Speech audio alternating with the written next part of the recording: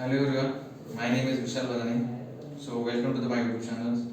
So today, actually we series of the Java full course. So today our topic is OOPS, that is Object-Oriented Programming System. So what is OOPS in Java? Actually, the mainly using OOPS in real life. That is when you create a process, the big IT industries. So OOPS concept is very important in the projects. So also the important in Java.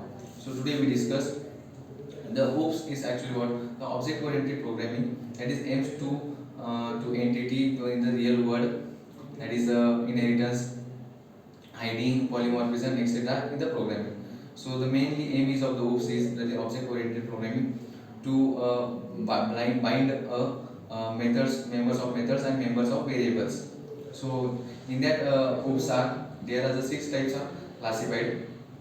So the first one is a class, second one is a object, third one is a inheritance, fourth one is a polymorphism, fifth one is an encapsulation, and the last one is an abstraction. So first one is a class. So in that class there is only the blueprint or a template, and the class is a collection of object also. So the class is only the logically exist. There is a does not exist of physically. So that's why for the class there is a no memory will be required. Only the class. Suppose inside when we create a class and inside the variables methods are available, so that time will be required a memory for the class. But only the class there is a no required memory. Okay, so that's this because of there is a not a physical exist, only the logical. Okay, so in that class is two types are measure available also. So predefined and user defined variables. So the predefined is a scanner, console, etc. will be available, and user defined will be decided the user what to give them for the variable name or class name. So the next one is a object. So object is a unit in the object-oriented programming. So that is to bind members of functions and the members of variables. So the how to so actually in that the programming how to mention the object. So how to create object. So suppose to take a class name and space, and the next one is a user defined object name, that is OBJ suppose we consider, and is equal to that is a assign operator use, and a new keyword, that is to new keyword is actually used for to create a new object, and the last one is the class name, and round bracket will be used. So this is actually a construction. So this is all these are to create an object, and this is the format or syntax of the to create object. Okay, so in that object there are three types are there. It is state, behavior, and identify. So identity. So what is states and behavior in the object? So suppose we take an example of a radio. So radio, what is actual radio? So in that radio the state is to on or off button or will be there, volume less or more to use, and tuning also there. So this is where the state, and the behavior is to suppose with to running one channel, that is to take a sound, and suppose to take another channel to another take we take information. So actually this is behavior, and the first one is a state. So this is actually the to works as an object. So the next one is a inheritance. So what inheritance is very important types in the OOPS. So inheritance is actually that uh, suppose we create a one class.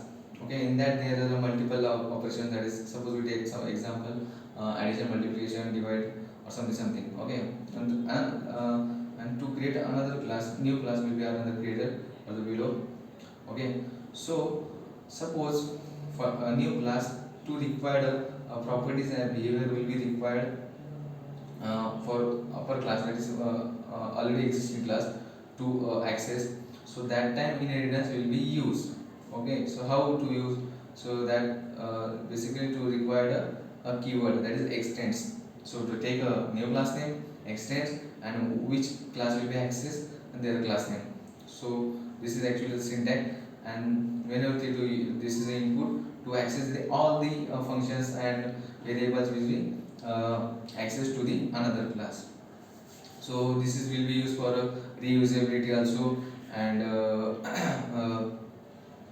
uh, so bus the executive and the for the extends this actually keyword for the inheritance to access to the another class to existing class. Okay, so the fourth one is the polymorphism.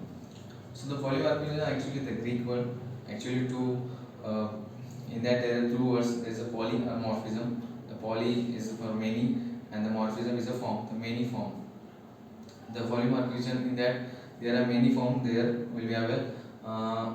So suppose we take a example for that. Suppose we take a sub person, that is a me. So what is me in that the classes in that schools or colleges there are students. Okay, it means polymorphism, it means the same object but different types of behavior. Okay, suppose take a me in that my college there are student and at home there is a or someone is son and in the friend circle take a friend. So object is the same but the behavior all are the different, that is student, son and the friend. So this is actually behaviors and the object is me. So same object but different behaviors. So this is called actually the polymorphism. So next one is a uh, encapsulation. So what is in this encapsulation?